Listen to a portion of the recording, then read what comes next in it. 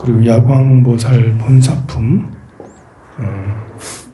묘음보살품, 관음보살 보문품을 독송했습니다.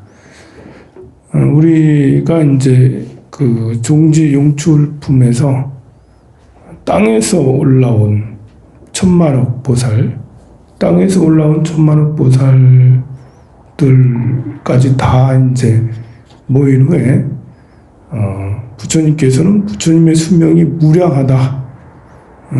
구원급 성불, 구원급 이전의 성불에서 지금까지 나타나 보인 건 연등불에서 수기 받은 것부터 그리고 이 생에 와서 출가해서 성불한 것까지 모두 다 방편이라고 얘기했어요. 그 방편은 오로지 우리 어리석은 중생들을 그 제도하기 위해서 그렇게 이제 하셨다고 그랬죠. 그리고는 그것에 대한 공덕을 분별 공덕, 수의 공덕, 또 법사 공덕을 통해서 공덕에 대해서 얘기를 설법을 하셨습니다. 그리고는 그 후에 그것을 실천하는 보살들, 처음에 상불경 보살 나왔죠. 그 다음에 야광보살, 그리고 묘음보살, 관음보살, 마지막으로는 이제 보현보살께서 나오셔서 그것을 그 법화경하는 행자를 보호하겠다고 서원하는 것까지 해서 끝나게 되죠. 구원급성부를 이성적으로 생각하면 세상에 그런 일이 있겠나? 우리 인류가 지적으로 마을 공동체를 이루고 살은 것이 한 4만 년 정도로 본다면 그 4만 년 사이에 우리 500생도 안 될 텐데 500생은 더 되나?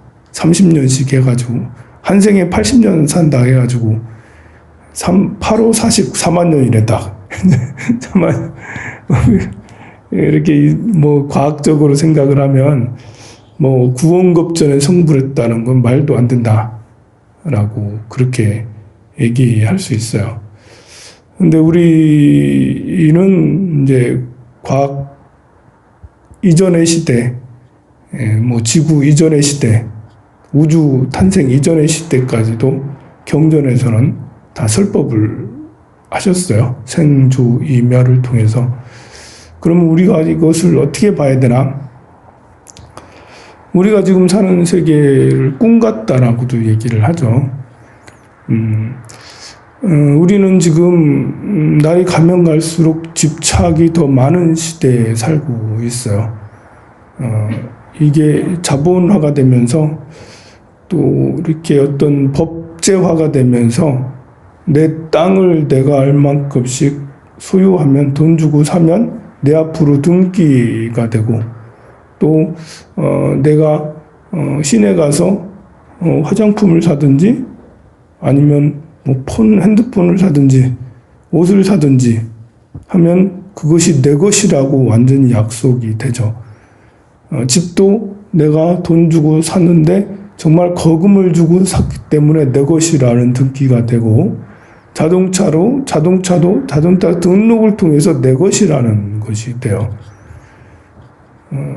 내 것이라는 것이 있고 없고가 요즘에는 굉장히 중요한 게 됐어요. 내 앞으로 등기되거나 내 것으로 약속된 게 많으면 자신감이 되고 내 앞으로 등기된 게 없거나 내 것이 뭐 별 볼 일 없다면 그것이 그 위축되는 마음 심리가 불안하고 위축되는 그런 세계에 살고 있죠. 사실 보면 그 모두가 그 공유되는 것들인데 우리가 공기를 저 하늘을 우리가 등기로 내가 할 수 있는 게 아니고 공기를 내가 등기로 할 수 있는 게 아니잖아요. 본래 우리 모든 자연계 모든 생명들이 다 함께 쓰는 게 저 하늘이고 공기고 본래 땅도 그랬었어요. 땅도 다 함께 쓰는 거였는데 어느 순간부터 등기를 하면서 네 것 내 것이 이란 생각이 아주 강해졌어요. 그러니까 집착이 더 커지고 그것을 많이 가진 사람은 기분이 좋겠지만 가진 사람은 가진 사람대로 집착과 번뇌가 더 많아지고 없는 사람은 없는 사람대로 위축돼서 슬픔과 우울, 비굴함 이런 것들이 굉장히 커졌어요. 그것이 어떤 때는 더 나아가서 하지 말아야 될 그런 것까지 소유로 생각을 해요. 가족 관계도 소유로 생각을 해요. 결혼 같은 것도 등기로 이렇게 처리가 되면서 그 결혼하면 내 소유로 생각하고 아들, 딸도 내 앞으로 호적을 올리면서 아들, 딸들도 내 것으로 생각을 해요. 우리가 소유물은 서로 매매하기 편해서 서로 좀 살기 편하기 위해서 만들어 놓은 게 화폐고 서로 약속이고 통장이고 이런 것인데 지금은 그것에 얽매여 살고 있죠. 우리는 그것을 자유롭게 이렇게 정말 순수하게 이용하는 게 아니라 만들어 놓고 그 틀 안에서 얽매여서 살고 있어요. 가만히 이렇게 이런저런 걸 쭉 보면 지옥보다 더한 사회에 살고 있는 거예요. 우리는 지옥이 고통이 있는 게 지옥이라고 그러는데 우리 요 안에 틀 안에 가둬놓고 그 안에서 잘 놀면 좋은 거고 그 안에 맞지 않으면 굉장히 괴로운 거죠.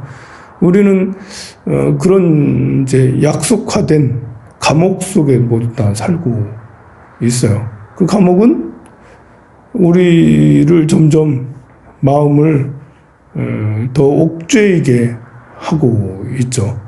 여기서 자유로워야 되는데 그것이 이제 바로 이런 경전 같은 불법 같은 이런 마인드죠.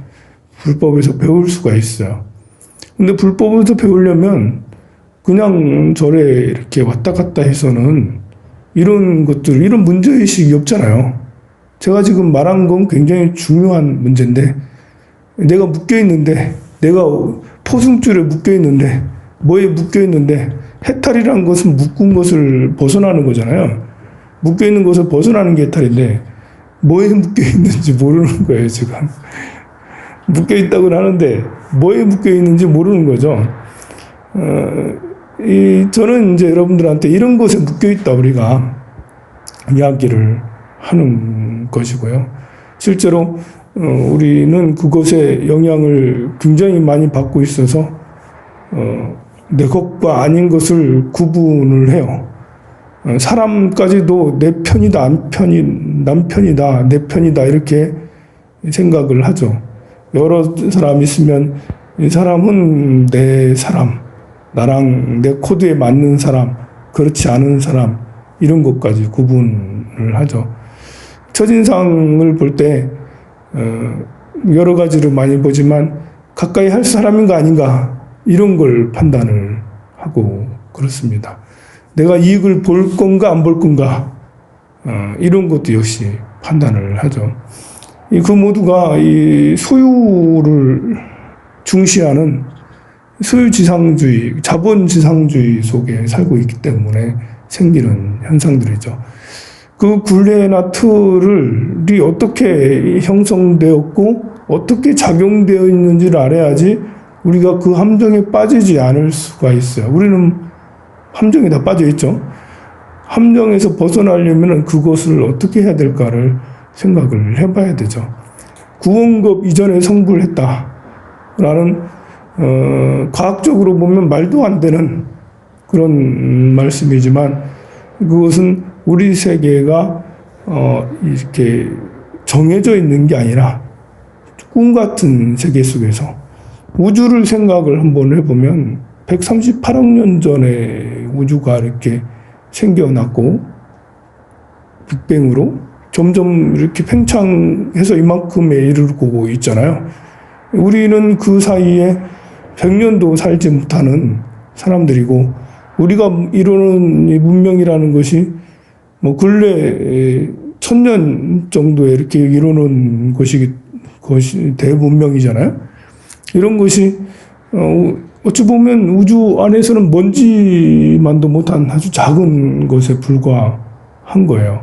이 행성이, 우리 지구라는 행성이 언제 가루가 되고, 또 가루가 돼서 또 다른 것과 또 뭉쳐서 또 다른 행성이 또 될 수가 있는, 또 뭐 가까이로는 내 몸도 지금은 이렇게 태어나서 몇십 년이 지나고 얼마 있으면 또 몇십 년이 지나면 또 이 몸도 지수화풍 4대가 다 흩어지게 돼서 또 다른 몸이 되든, 내가 바위가 되든, 내가 나무가 되든, 이게 다른 것으로 변해잖아요. 그런데 이제 그런 것들은 생각지 않고, 그건 자연의 섭리고 흘러가는 이치인데 생각지 않고, 지금 우리는 너무 이 몰입해서 살고 있지 않는가. 우리 드라마 보면서 실제로 생각할 때도 있잖아요. 실제로 생각해서 울고 웃고 막 이러잖아요. 옆에서 이제 그 드라마를 안 보는 사람은 그 사람들을 볼 때 옆에서 울고 불고 하고, 배우가 나타나면 저 쳐죽일 놈 이러면서 이제 그런 아줌마들을 볼 때, 우리가 볼 때는 웃기잖아요. 그게 저 가짜를 가지고 진짜로 막 이렇게 울고 불고 하고 이렇게 하는 것이 굉장히 웃긴데, 또 막상 내가 몰입되면 나도 그러잖아요. 우리는 이 사이를, 몰입은 나쁘지 않다고 봐요. 우리가 몰입해서 열정적으로 사는 건 좋죠. 그 삶의 방향에 따라 다르겠지만, 열정적으로 이렇게 보살처럼 모든 이들을 돕기 위해서, 수행하기 위해서, 깨달음을 얻기 위해서 정말 밤잠 자지 않고 중생제도에 끝없이 다니는 이런 것은 정말 바람직하고 좋죠. 그곳에 푹 들어가서 집중해서 살고 있는 거잖아요. 하나라도 더 부지하기 위해서. 그런데 이제 그게 아니고, 우리가 만들어 놓은 생활의 틀에 잘못된 구석들을 받아들여서, 그러니까 탐욕이라는 그런 이제 덫에 걸려서, 탐욕 때문에 실제로 있는 것처럼, 보살도 실제로 있는 것처럼 해서 하는데, 보살은 탐욕에서 벗어나 있는 경우죠. 근데 이렇게 중생인 우리는 탐욕에 걸려들어가지고, 이렇게 헛된 것을 진짜로 여기고, 더 하나라도 더 가지려고, 더 인정을 받으려고, 더 돋보이려고, 스스로 이렇게 그것이 되기 위해서 굉장히 노력을 하는데 죽도록 그렇게 하고 있어요. 정말 이제 안타까운 경우를 할 수가 있겠죠. 우리 100년 동안의 삶을 정말 가치 있게 살아갈 수 있는데, 그렇지 않고 허망한 곳만 다녀버리니까, 험하게 살고도 험하게 살고 있다는 것조차 잘 모르고, 스님이 얘기하면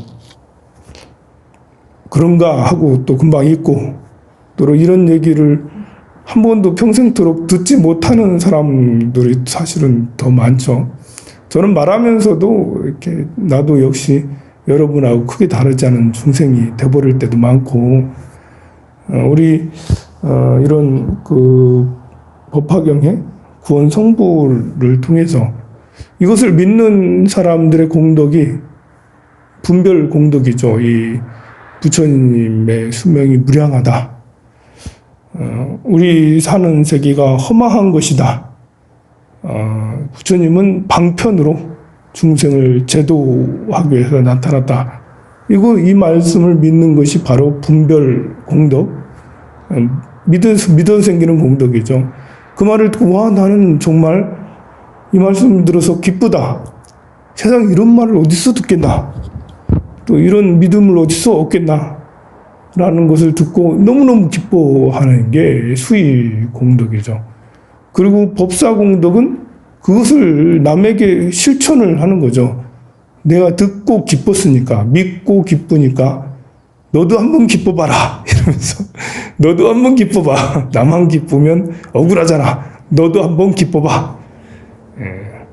나만 병들면 억울하잖아. 너도 병들어. 이런 건 아니죠. 에이즈 환자들 중에 그런 환자들이 있어요. 세상이 너무 이렇게 얼마나 괴롭겠어요. 근데 자기 인생이 망가졌다, 삶이 얼마 안 남았다, 이러니까 염세적이잖아요. 그러니까 나만 죽냐? 너도 같이 죽어라. 우리는 절대 그런 생각에 빠져서는 안 되겠죠. 거꾸로 나만 행복하냐? 너도 행복해봐라. 이러면서 나만 믿고 좋냐? 너도 믿고 좋아라. 라고 이제 법사공덕은 그것을 막 실천을 하게 되는 게 법사공덕이라 하겠죠. 그것을 제일 잘 실천한 분들, 예를 들어서 상불경보살. 상불경보살은 어쩌면 문맹일 수도 있겠어요. 문맹이 아니겠지만 그냥 추측하건대 문맹일 수도 있고 가난할 수도 있어요. 왜냐하면 상불경보살은 책을 보거나 뭐 이렇게 명상을 하거나 그러지 않았어요. 오로지 당신을 가벼이 여기지 않습니다. 당신은 부처님이 될 뿐입니다. 부처입니다. 이 말만 평생을 하고 다녔다니까. 그 말은 다른 걸 할 줄을 몰라서 그것만 했을 수도 있죠. 그러니까 가진 게 없을 수도 있고 글을 읽을 줄 모르고 또 이렇게 강의할 수 있는 이런 능력도 안 되고 뭐 이렇게 바보 천지일 수도 있는 거예요. 그러나 가장 중요한 이렇게 모든 이가 부처라는 상대를 존중하는 이런 것을 평생을 실천한 이런 이분이 바로 법화경을 받은 사람이고 법화경을 실천한 대표적인 사람이다. 굳이 좋은 대학 안 나와도 괜찮다. 뭐 이렇게 내가 성격이 안 좋아도 괜찮다. 내가 가난해도 괜찮다. 못생겨도 상관이 없다. 법을 펼치는데 생기고 못생기고 뭐가 중요해. 뚱뚱하고 얇고 키 작고 이런 상관이 없다. 이거는 상불경 보살을 봐라. 이렇게 상불경 보살을 말씀하셨죠. 그리고 수행의 방법도 다양하다라는 것이 상불경 보살이나 묘음 보살을 통해서 우리는 농사를 짓는 사람도 수행자라고 할 수가 있겠죠. 농사를 이렇게 지어서 공양을 올리잖아요. 그리고 자동차 근무하는 것도 수행자가 될 수가 있죠. 카센터에 근무하는 것도, 운전하는 택시기사도 수행자가 다 될 수 있어요. 법화 사상에 따르면 그것이 묘음보살과 상불경보살을 통해서 우리는 알 수 있습니다. 성불하세요.